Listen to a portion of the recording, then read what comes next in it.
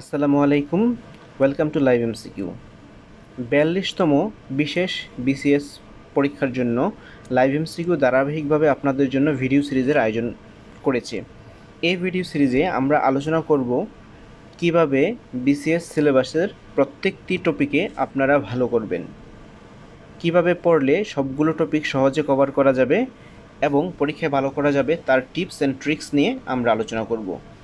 39তম বিসিএসের অভিজ্ঞতা থেকে আমরা জানি বিশেষ বিসিএস আয়োজিত হয় মাত্র 2টি ধাপে, প্রিলিমিনারি এবং মৌখিক পরীক্ষা। প্রিলিমিনারিতে 200 নম্বর এবং মৌখিক পরীক্ষা 100 নম্বর। এই 300 নম্বর থেকে যাচাই করা হয়। প্রিলিমিনারি 200 নম্বরের মধ্যে মেডিকেল এবং জেনারেল দুই পাশেই 100 নম্বর করে থাকে। মেডিকেল সাবজেক্টের মধ্যে অ্যানাটমি, ফিজিওলজি, প্যাথোলজি এবং মেডিসিনে 25 নম্বর করে থাকে। যদিও পরীক্ষা সেটা পুরোপুরি ফলো করা হয়নি, 39তম বিসিএস পরীক্ষায় মেডিসিন থেকে অনেক বেশি প্রশ্ন ছিল। তারপরেও যেহেতু সিলেবাসে 25 করে দেওয়া আছে, আমরা 25 করে ধরেই প্রিপারেশন নিব। আজকে আমাদের টপিক যেহেতু ফিজিওলজি, তাহলে আসুন আমরা প্রথমে পিএসসি কর্তৃক প্রদত্ত ফিজিওলজি সিলেবাসটি দেখে নিই। এই সিলেবাসে আছে প্রথম চ্যাপ্টারটি ফিজিওলজি অফ বেসিক টিস্যুস, তারপর blood and circulatory system, respiratory system, digestion, metabolism and nutrition, kidney and body fluid, endocrinology and reproduction, nervous system, special sense. এখানে দেখা যাচ্ছে যে আমরা এমবিবিএস লেভেলে যে চ্যাপ্টারগুলো পড়ে থাকি সেগুলি এখানে ইনক্লুড করা আছে। তার মানে এমবিবিএস লেভেলের যে প্রিপারেশন সেটাকে যদি আমরা ভালোভাবে পড়ি তাহলে প্রিপারেশন হয়ে যাবে। আমাদের পরবর্তী পরীক্ষা মানে 18 আগস্ট যে পরীক্ষাটি হবে সেই পরীক্ষাটির টপিকস এখন দেখা যাক। সেই পরীক্ষায় টপিক রয়েছে প্রথম 3টি, physiology of basic tissue, hemostasis and coagulation of blood. এই টপিকগুলো যদি আমরা পড়তে যাই তাহলে আমাদের যে রিডিং ম্যাটেরিয়ালস লাগবে বা বই লাগবে সেগুলো আমরা এখন দেখি। যদি আমরা কমপ্লিট প্রিপারেশন নিতে চাই, তার মানে পরীক্ষায় যে প্রশ্নগুলো হবে সব প্রশ্নের উত্তরে আমরা পারতে চাই, তাহলে আমাদের মেইন টেক্সট বই পড়তে হবে। সেই টেক্সট বই দুটি হলো গাইটন এবং গ্যানংয়ের। গাইটন এখন 14তম এডিশন চলে এবং গ্যানংয়ের 26তম এডিশন। এই দুটি বই কালেক্ট করে যদি আপনারা পড়ে নেন তাহলে আপনাদের সম্পূর্ণ প্রিপারেশন হবে। গ্যানংয়ের দ্বিতীয় চ্যাপ্টার যেটি সেলুলার ফিজিওলজি, সেটি আপনারা পড়ে নেবেন ভালো করে। তারপর গাইটনের প্রথম 1 থেকে 8 পর্যন্ত চ্যাপ্টার, তারপর ব্লাডের যে চ্যাপ্টার আছে সেই চ্যাপ্টারগুলো যদি আপনারা পড়ে নেন তাহলে পরিপূর্ণ প্রিপারেশন হবে। এর চেয়ে যদি আপনারা শর্টকাট চান তাহলে ইন্ডিয়ান একজন রাইটারের লেখা সেম্বুলিনগামের যে ফিজিওলজি বইটা আছে সেটা খুব সহজ সাবলীল ভাষায় লেখা আছে, খুব সংক্ষেপে বুঝে এটা পড়তে পারবেন। তাও যদি সম্ভব না হয় আমাদের বাংলাদেশি রাইটারের লেখা ভিশন ফিজিওলজি, এটা আপনারা পড়তে পারেন। আর কোনোটাই যদি আপনার সম্ভব না হয় ওর সংগ্রহে না থাকে তাহলে এমবিবিএস লেভেলে যে গাইড বই পড়েছেন সেই গাইড বই পড়েও আপনি প্রিপারেশন নিতে পারেন। এখন আমাদের প্রথম দিনের যে টপিকগুলো রয়েছে সেটাকে গ্রসলি যদি আমরা ডিভাইড করি তাহলে 2টি হেডিংয়ে পড়ে, একটি হলো জেনারেল ফিজিওলজি আর একটি ব্লাড। যে দুটি আমাদের প্রথম যে টার্ম পরীক্ষা হয় মেডিকেলে ফিজিওলজি, ওই টার্ম পরীক্ষার 2টি কার্ড, তার মানে জেনারেল ফিজিওলজি এবং ব্লাড। এই দুইটার মধ্যে যে টপিকগুলো আছে সবগুলো টপিক এমবিবিএস লেভেলে যা পড়েছেন সবই এখানে পড়তে হবে। যদিও স্পেসিফিক করে এখানে মাত্র 3টা টপিক বলা আছে, তারপরেও আপনাদের এই 2টা কার্ডের সব টপিক ভালোভাবে পড়ে যেতে হবে। আমাদের প্রথম যে টপিকটি ছিল সেটি ছিল ফিজিওলজি অফ বেসিক টিস্যুস। এখানে বেসিক টিস্যুস বলতে epithelial tissue, connective tissue, nervous tissue, muscular tissue বোঝায়। যেহেতু এপিথেলিয়াল টিস্যু অ্যানাটমির টপিক, এখানে ফিজিওলজির সাথে রিলেটেড না, সেটা বাদ যাবে। আর কানেকটিভ টিস্যুর মধ্যে ব্লাড বা এরকম যেগুলো আছে সেগুলো আলাদা আলাদা চ্যাপ্টার আছে, সেজন্য সেটাও এখানে ডিসকাস করা দরকার নেই। নার্ভাস টিস্যু আলাদা চ্যাপ্টার আছে, আলাদা আমাদের পড়া হবে, সেজন্য এটা বাদ দিয়ে এখানে মাস্কুলার ফিজিওলজি এটাকে ইনক্লুড করা হয়েছে। তাছাড়া প্রত্যেকটি টিস্যুর স্ট্রাকচারাল অ্যান্ড ফাংশনাল ইউনিট যেটা সেল, সেটা নিয়ে আমাদের একটু ডিটেল ডিসকাশন আজকের টপিকে থাকবে। সো আমাদের প্রথম topic structure of cell with function. এর মধ্যে আমরা কি পড়ব? এর মধ্যে প্রথমেই পড়ব আমরা অর্গানাইজেশন অফ সেল। একটা সেলে কি থাকে?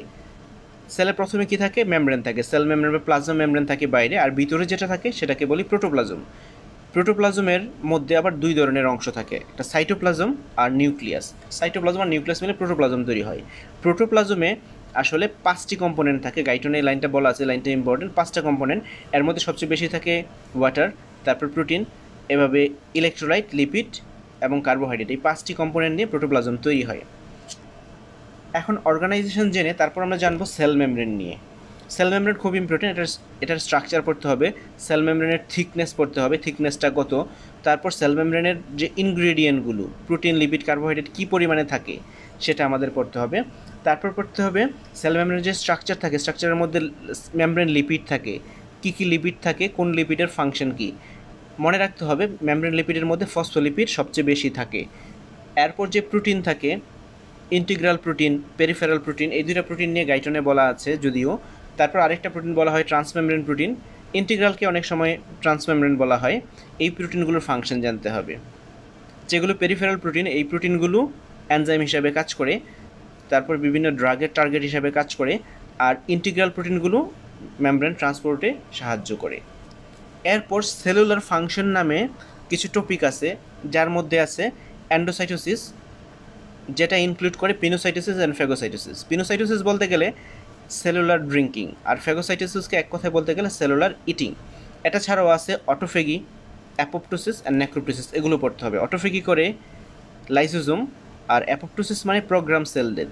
এখানে অ্যাপোপ্টোসিস একটা জিনিস জানতে হয়, একটা এনজাইম আছে যে এনজাইমটা অ্যাপোপ্টোসিসে সাহায্য করে, সেটির নাম ক্যাসপাসিস, একটা গ্রুপ অফ এনজাইম।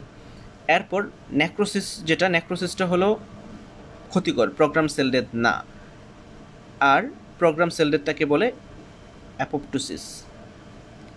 এই টপিকগুলো আমরা structure of cell and its ফাংশনের মধ্যে পড়ব। এরপর যে সাইটোপ্লাজম ছিল, সাইটোপ্লাজমিক অর্গানেলি উইথ ফাংশন, এটা খুব ইম্পর্টেন্ট। সাইটোপ্লাজমিক অর্গানেলির প্রথমেই পড়ে নিতে হবে সাইটোপ্লাজমিক অর্গানেলি কোনগুলো মেমব্রেনাস, কোনগুলো নন মেমব্রেনাস। তো নন মেমব্রেনাস কম যেহেতু, সেটা আমরা আগে জানবো। নন মেমব্রেনাসের মধ্যে আছে রাইবোজোম এবং সাইটোস্কেলেটন। সাইটোস্কেলেটনের মধ্যে আছে মাইক্রোফিলামেন্ট, ইন্টারমিডিয়েট ফিলামেন্ট, মাইক্রোটিবিউল, এই তিনটি। আর এখন যে সব অর্গানেলি আছে, সবগুলো অর্গানেলির ফাংশন আমাদের জানতে হবে। তো ফাংশন যদি জানি আমরা সিস্টেমিক ওয়েতে জানলে, যেমন সাইটোস্কেলেটন কী করে, সাইটোস্কেলেটন সেলুলার স্ট্রাকচারাল ইন্টিগ্রিটি মেনটেন করে। এরপর রাইবোজোম, রাইবোজোম প্রোটিন সিনথেসিস করে, এটা সবচেয়ে বড় কাজ, কেননা প্রোটিন শব্দটা আসছে প্রোটিয়াস থেকে। প্রোটিয়াস মানে মেইন, চিফ, তার মানে প্রোটিন হলো ল্যাঙ্গুয়েজ অফ লাইফ, সেজন্য প্রোটিন খুব ইম্পর্টেন্ট। রাইবোজোম প্রোটিন তৈরি করে। এরপর একটা সিস্টেমে যদি আমরা পড়ি মেইন ফাংশনগুলো, এন্ডোপ্লাজমিক রেটিকুলাম আছে, এন্ডোপ্লাজমিক রেটিকুলামের মধ্যে রাফ আছে, স্মুথ। রাফ হয় কেন? রাফ হয় রাইবোজোমের কারণে। সো রাফ এন্ডোপ্লাজমিক রেটিকুলামের কাজও প্রোটিন সিনথেসিস, আর স্মুথ সেটা লিপিড সিনথেসিস করে। এরপর গোলজি অ্যাপারেটাস যদি দেখি, সেটা হলো যে এই প্রোটিন লিপিড যে সিনথেসিস হলো, এই সবগুলোকে প্যাকেজিং করা গোলজি অ্যাপারেটাসের কাজ, এই জন্য এটাকে প্যাকেজিং সেন্টার বলা হয়। এরপর যে সেলের যে অংশগুলো যেগুলোকে ডিগ্রেডেশন করা দরকার, সেইগুলো ডিগ্রেডেশন করে লাইসোজোম। একটা পদ্ধতি আছে, নাম অটোফেগি। লাইসোজোমের আরেক নাম suicidal bag of the cell. এরপর আছে পারক্সিজম, পারক্সিজমটা ডিটক্সিফিকেশন অফ হাইড্রোজেন পারক্সাইড, এই কাজে পারক্সিজম কাজে লাগে। এরপর আছে মাইটোকন্ড্রিয়া, মাইটোকন্ড্রিয়াকে বলা হয় পাওয়ার হাউস অফ সেল। এরপর রাইবোজোম তো প্রোটিন সিনথেসিস করে আমরা জানি। এভাবে প্রত্যেকটা সেলুলার অর্গানেলের ফাংশন জানা খুব ইম্পর্টেন্ট। ফাংশনগুলো আপনারা পড়ে নেবেন, তারপর যেটা কি যে স্পেসিফিক মনে হবে যে এই ফাংশনটা স্পেসিফিক ওই অর্গানেলিটাই করে, সেটা পরীক্ষায় বেশি আসবে।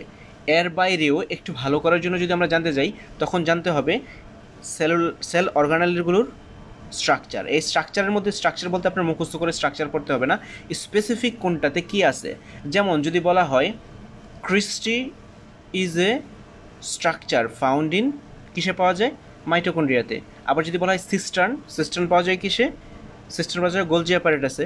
এরকম যে কোনো স্পেসিফিক ইউনিক স্ট্রাকচার কোনটি কিসের অংশ, সেটা আমাদের জানতে হবে। তাহলে আমরা সাইটোপ্লাজমিক অর্গানেলের ফাংশন করবো কীভাবে? অর্গানেলগুলোর স্পেসিফিক ইউনিক যে ক্যারেক্টারিস্টিক্স সেটা পড়ব, এবং এর স্পেসিফিক ফাংশনটা আমরা পড়ব। এরপরে যে টপিক আসে আমাদের সামনে, সেটা হলো মাসকুলার ফিজিওলজি। মাসকুলার ফিজিওলজি পড়তে গেলে আমাদের প্রথমে অর্গানাইজেশন অফ মাসেল পড়তে হবে। অর্গানাইজেশন অফ মাসেল বলতে কীরকম, একটা মাসেল যে একটা সেল, মাসেলের যদি আমরা ধরি, তাহলে আমাদের বাইরে কি থাকে? মাসেল টিস্যুর বাইরে সার্কোলেমা থাকে। একটা ইউনিটের বাইরে সার্কোলেমা দিয়ে আবৃত থাকে। এই সার্কোলেমার ভিতরে সার্কোমেয়ার থাকে। সার্কোমেয়ার মানে দুটা জেড ডিস্কের মাঝখানে যে স্পেসটা। আবার জেড ডিস্ক কি সেটাও পড়বেন। আর প্রত্যেকটা ইউনিটকে বলা হয় মায়োফাইব্রিল। এটি হলো অর্গানাইজেশন অফ মাসল, এটুকু ভালো করে পড়ে নেবেন বই থেকে। মাস্কুলার ফিজিওলজিটা আসলে গ্যানংয়ে খুব ভালো আছে, সেজন্য আপনার এটিকে গ্যানং থেকে পড়ে নেবেন। অর্গানাইজেশনের পরে আমাদের পড়তে হবে মাসল কন্ট্রাকশন অ্যান্ড রিল্যাক্সেশন। এই স্টেপগুলো গ্যানংয়ে ভালো দেওয়া আছে, তার মানে আপনি স্টেপগুলো মুখস্থ করে ফেলবেন এরকম না। এখানে আপনার মুখস্থ লিখতে বলবে না, আপনার আসবে স্পেসিফিক প্রশ্ন। সেজন্য আপনি এটা টপিকটা খুব ভালোভাবে পড়বেন, পড়ে আপনি বের করবেন কোনটি প্রশ্ন হতে পারে। এখান থেকে প্রশ্ন হতে পারে কীরকম, যেমন which ion is responsible for muscle contraction, তাহলে এখানে কী হবে, ক্যালসিয়াম আয়নটা থাকে। এবং তারপর যদি প্রশ্ন করে ক্যালসিয়াম আয়ন কিসের সাথে বাইন্ড করে, ক্যালসিয়াম আয়ন বাইন্ড করে ট্রোপোনিন সি এর সাথে। এরকম স্পেসিফিক পয়েন্টগুলো পড়বেন, আপনারা হুবহু মুখস্থ করার দরকার নেই। তারপর মাসল কন্ট্রাকশনের টাইপ, এটাও খুব ইম্পর্টেন্ট। টাইপ আছে কয় ধরনের, 2 ধরনের। দুইটা কি, একটা আইসোমেট্রিক আর একটা আইসোটোনিক। আইসোমেট্রিকটা কি, মেট্রিক মানে মেজারমেন্ট, তার মানে মেজারমেন্টে এটা কমে না, সমান থাকে। আইসো মানে সমান লেংথ থাকে, লেংথটা সমান থাকে, কন্ট্রাকশন হয় কিন্তু লেংথটা সমান থাকে।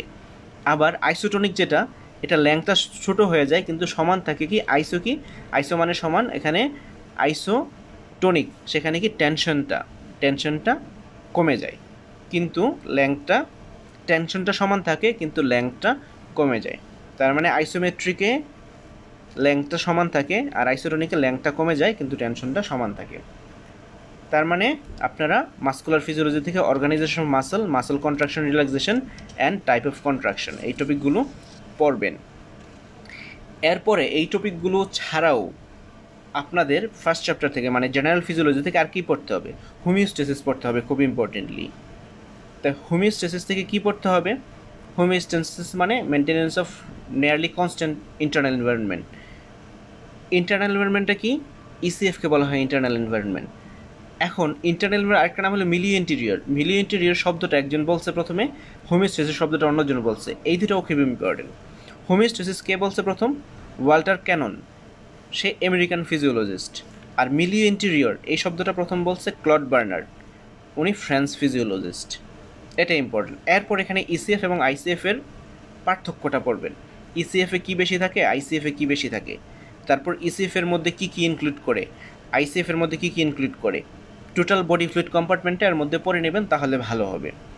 এরপর যেটা ইম্পর্টেন্ট আছে সেটি হলো ফিডব্যাক মেকানিজম, পজিটিভ এবং negative feedback. Positive feedback negative ফিডব্যাকের মধ্যে মেইনলি পড়বেন এক্সাম্পলগুলো, কোনগুলো পজিটিভ ফিডব্যাক কোনগুলো নেগেটিভ ফিডব্যাক। এখন গাইডলাইনে বলা আছে পজিটিভ ফিডব্যাক ও নেগেটিভ ফিডব্যাকের একটা পার্ট, কারণ যতক্ষণ নেগেটিভ ফিডব্যাক পজিটিভ দিকে যেতে থাকে তখন পজিটিভ ফিডব্যাক, এরপর যখন একটা থ্রেশহোল্ডে চলে যায় তারপরে নেগেটিভ ফিডব্যাকে আসে। পজিটিভ ফিডব্যাককে আবার বলা হয় ভিসিয়াস সাইকেল, এটা মনে রাখবেন। এই দুটো ফিডব্যাক ছাড়াও আবার একটা অ্যাডাপটিভ কন্ট্রোল নামে একটা নাম আছে, যেটার নাম হলো ডিলেড নেগেটিভ ফিডব্যাক, এটাও একটু দেখে রাখবেন। মেনলি এখানে ফিডব্যাকের এক্সাম্পলগুলো ইম্পর্টেন্ট।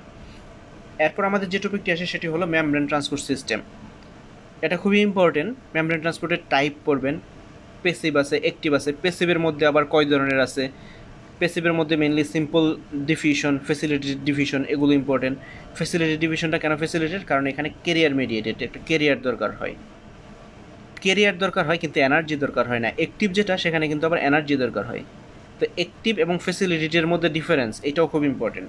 অ্যাক্টিভে এনার্জি দরকার হয় এবং এটা এগেনস্ট গ্রেডিয়েন্ট ট্রান্সপোর্ট হয়, কিন্তু ফ্যাসিলিটেডটা এনার্জি দরকার হয় না, অনলি কেরিয়ার দরকার হয় এবং সেটা টুয়ার্ডস গ্রেডিয়েন্ট ট্রান্সপোর্ট হয়। এটা ছাড়াও প্যাসিভের মধ্যে কিছু স্পেশাল ট্রান্সপোর্ট সিস্টেম আছে, সেগুলো যেমন অসমোসিস, ফিল্ট্রেশন এবং শেষে আছে বাল্ক ফ্লো। এরপরে অ্যাক্টিভের মধ্যে আছে প্রাইমারি, সেকেন্ডারি। প্রাইমারির মানে সোডিয়াম পটাশিয়াম পাম্প, আর সেকেন্ডারির মধ্যে কো ট্রান্সপোর্ট, কাউন্টার ট্রান্সপোর্ট, এগুলো পড়ে নেবেন, এক্সাম্পল পড়বেন, এগুলো পরীক্ষায় আসবে। এরপর যে টপিকটি আছে সেটি হলো সেলুলার কমিউনিকেশন, এই টপিকটা জ্ঞানঙে ভালো আছে। বাকি যেগুলো বললাম সবগুলো আপনি গাইটন থেকে পড়তে পারবেন, কিন্তু সেলুলার কমিউনিকেশনটা জ্ঞানঙে ভালো আছে। এখানে ইন্টারসেলুলার কমিউনিকেশন লেখা আছে, এর মধ্যে টাইপস পড়বেন কত প্রকার, একটা ফিগার আছে এখানে জ্ঞানঙে, সেখানে দেয়া আছে চার্টের মতো বক্স করে করে ফিগার আছে, সেখানে টাইপস দেয়া আছে। তারপর ওই টাইপসের মধ্যে এখানে মেসেজটা ট্রান্সমিশন কিভাবে হয় সেটা পড়বেন। এরপর এটা কি লোকাল না জেনারেল, আমরা জানি এখানে যেটা এন্ডোক্রাইন সেটা হলো জেনারেল আর বাকিগুলো লোকাল। বাকিগুলো কোনগুলা, গ্যাপ জাংশন, সিনেপটিক, প্যারাক্রাইন, অটোক্রাইন, এগুলো। এরপর এগুলো স্পেসিফিসিটি কিসের উপর ডিপেন্ড করে, এগুলো কি রিসেপ্টরের উপর ডিপেন্ড করে না হরমোনের উপর ডিপেন্ড করে, এইগুলো পড়ে ফেলবেন, এই চারটা পড়ে ফেলবেন ভালো করে, তাহলে সেলুলার কমিউনিকেশন শেষ হয়ে যাবে। এগুলো পড়লে আশা করি আমাদের প্রথম যে চ্যাপ্টার, তার মানে জেনারেল ফিজিওলজি, সেটি শেষ হয়ে যাবে। এরপর আমরা আসি ব্লাড। তো ব্লাডে দুইটা টপিকই ছিল, হিমোস্টেসিস অ্যান্ড কোয়াগুলেশন। দেখেন হিমোস্টেসিস অ্যান্ড হোমিওস্টেসিস কিন্তু সেম না। হোমিওস্টেসিস হলো জেনারেল ফিজিওলজিতে, আর হিমোস্টেসিস হলো ব্লাড চ্যাপ্টারে।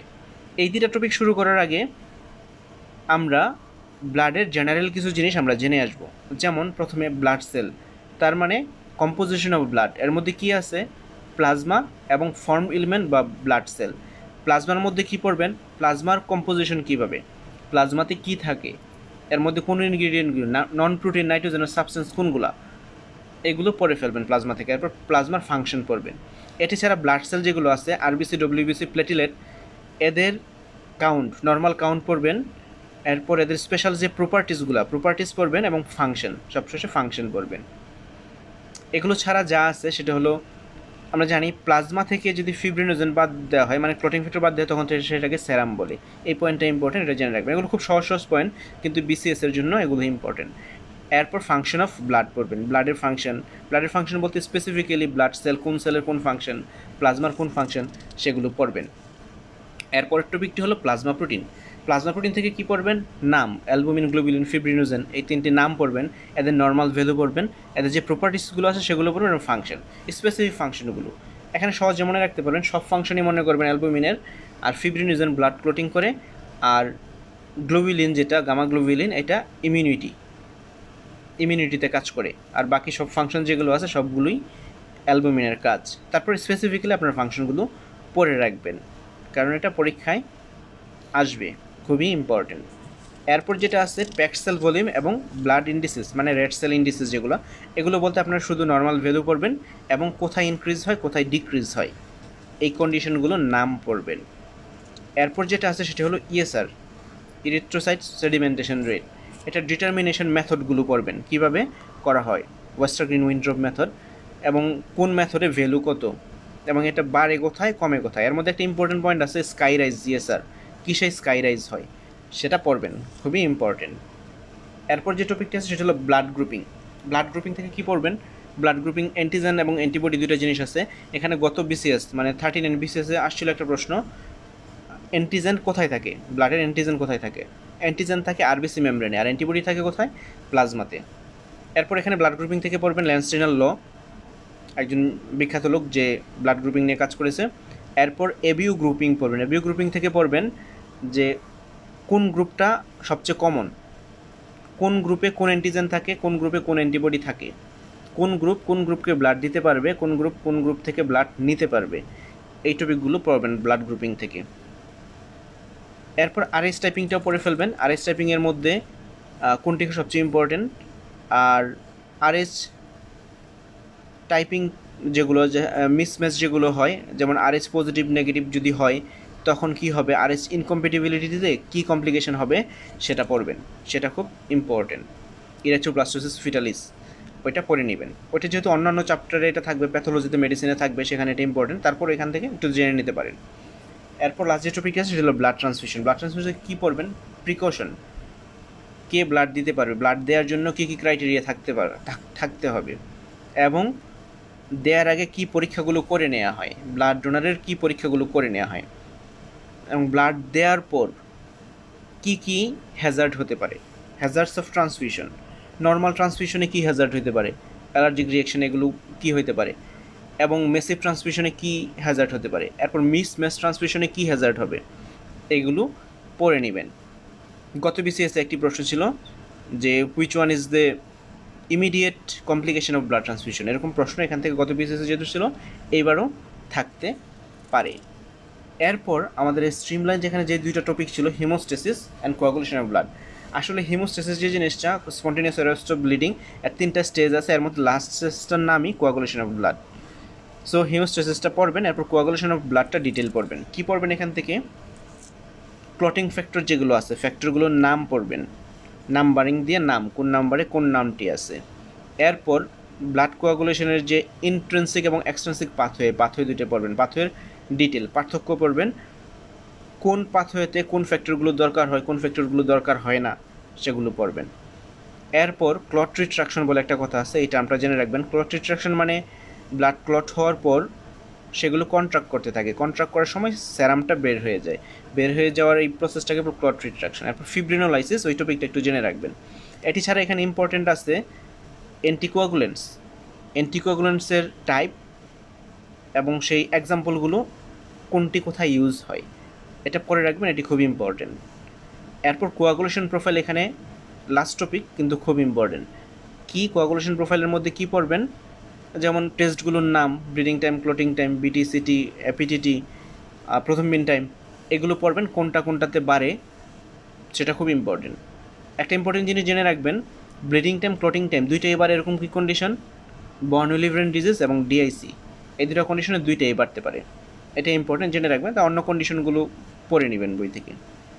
এই টপিকসগুলো যদি পড়েন তাহলে আমাদের ফার্স্ট পরীক্ষা যেটা 18 তারিখ হবে সেই পরীক্ষার জন্য খুব ভালোভাবে প্রিপারেশন হয়ে যাবে আশা করছি।